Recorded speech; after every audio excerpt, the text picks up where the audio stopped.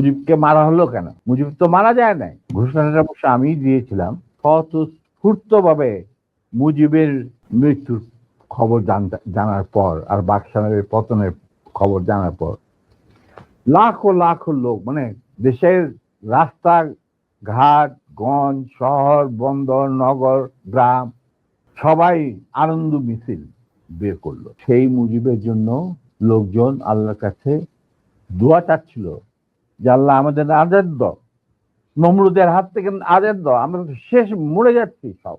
মুজিব কায়েম করলেন একদলীয় এক ন্যায়কত্ব স্বৈরাচার শাসন বাকশাল, এবং নিজেকে তিনি আজীবন রাষ্ট্রপতি হিসেবে ঘোষণা দেবেন সিদ্ধান্ত না হলো।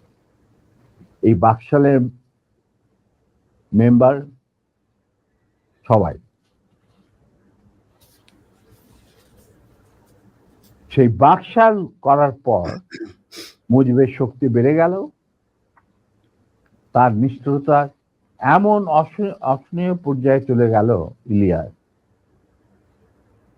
লুটপাট, মার ধর, চোরাচালান, তার নকল টাকা ছাপানো ভারত থেকে, এই সমস্ত মানে একটা আমাদের মনে অস্তিত্বই এমন অবস্থায় গিয়ে থাকলো যে মানুষ একদিন মুজিবের জন্য দোয়া করেছিল, ইয়া আল্লাহ, আমাদের এই মুজিব আমাদের চোখের মনি, আমাদের বাঁচাবে, দেশকে স্বাধীন করবে, বাঙালিদের ন্যায্য অধিকার আদায় করবে। সেই মুজিবের জন্য লোকজন আল্লাহর কাছে দোয়া চাচ্ছিল যে আল্লাহ আমাদের আজাদ দাও, নমরুদের হাত থেকে আজাদ দাও, আমরা তো শেষ মরে যাচ্ছি সব। কোথাও কোনো কেউ নেই প্রতিবাদ করা। এটা তো আমরা যারা সেনাবাহিনীতে তখন ছিলাম, যারা দেশপ্রেমী যোদ্ধা, তারা ঠিক মেনে নিতে পারেনি। যেভাবে তারা মেনে নিতে পারেনি পাকিস্তানের জান্তাদের অবিচার এবং দুরাচার। এরই পরিপ্রেক্ষিতে তাদের নেতৃত্বে সংগঠিত হয় একটা সেনা বিপ্লব। অনেকে বলে মুজিবকে মারা হলো কেন?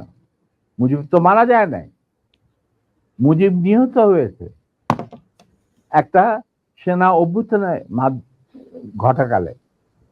সেনা অভ্যুত্থান তো আর খালি হাতে মার্বেল খেলে না, ওখানে দুই পক্ষ থেকেই গোলাগুলি হয় এবং হতাহত হয় দুই পক্ষে। যেমন মুজিবের পক্ষের কিছু লোক মারা গেল, সেভাবে বিপ্লবীদের, সেনা অভ্যুত্থানকারী বিপ্লবীদের তরফ থেকে কিছু লোক প্রাণ হারায়। এটাই বাস্তবতা। কিন্তু তারা বিজয়ী হয়ে গেল, বিপ্লবীরা বিজয়ী হলো, তারা ক্ষমতা তাদের নিজের হাতে নিয়ে নিল। স্বতঃস্ফূর্তভাবে ইলিয়াস, ঘোষণাটা অবশ্য আমি দিয়েছিলাম, স্বতঃস্ফূর্তভাবে মুজিবের সেই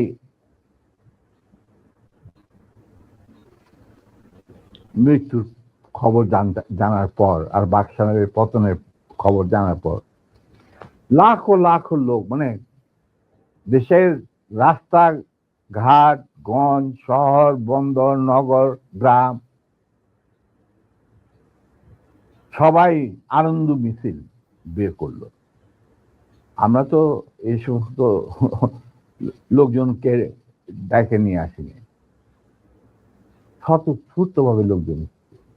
আর যে সমস্ত রাজনৈতিক নেতা বা দলগুলো আন্ডারগ্রাউন্ড ছিল, তারাও জনসমর্থন নিয়ে রাস্তায় চলে আসে। এইভাবেই জনস্বীকৃতি পেয়েছিল 15ই আগস্টের 32 সামরিক অভ্যুত্থান। এবং পরবর্তীতে খালেদ মোশাররফের প্রতিক্রিয়াশীল কুচক্রীদের কুদেতার বিরুদ্ধে ঘটা 7 নভেম্বরের সিপাহী জনতার বিপ্লব, এগুলো সব একই সূত্রে গাথা। তো আমি বলবো যে আমাদের ফার্স্ট রিপাবলিক ছিল ফ্রান্স রেভলিউশনের পরিপ্রেক্ষিতে বলছি, ফার্স্ট রিপাবলিক ছিল ৭১-এর মুক্তিযুদ্ধ, তারই ধারাবাহিকতায় হয়েছে ৭৫ আগস্ট বিপ্লব, তারই ধারাবাহিকায় থার্ড রিপাবলিক হয়েছে ১৯২৪ সালের ছাত্র জনতার গণ অভ্যুত্থান।